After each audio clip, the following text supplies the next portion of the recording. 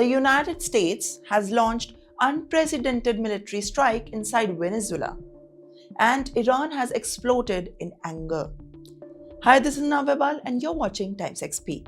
Iran has called the US attack a gross violation of sovereignty and international law.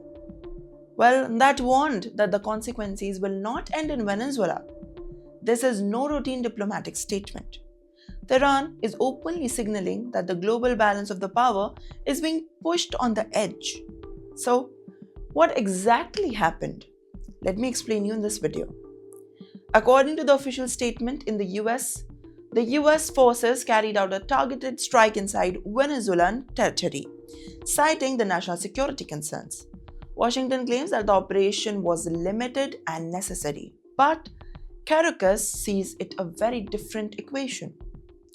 Venezuela has now ordered full national mobilization. Military units are on alert and civil defense systems are being activated. The government is openly calling it a direct foreign invasion. And that's where the Iran enters into the picture. Venezuela is one of the Iran's closest allies in the Western Hemisphere.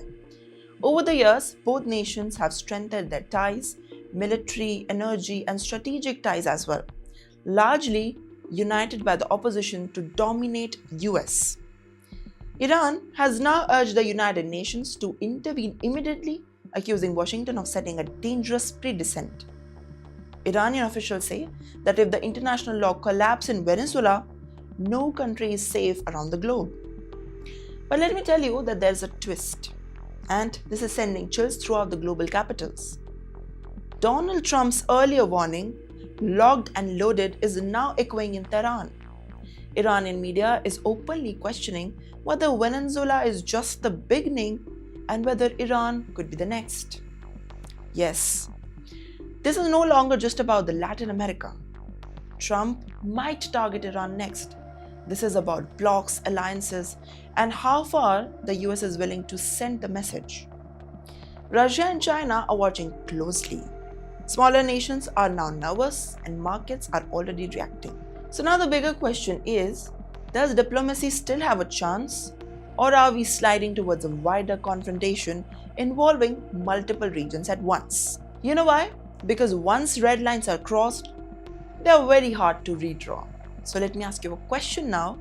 Do you think this ends the talk at the UN? Or we are witnessing the open chapter of a much larger global conflict? Drop your thoughts in the comments.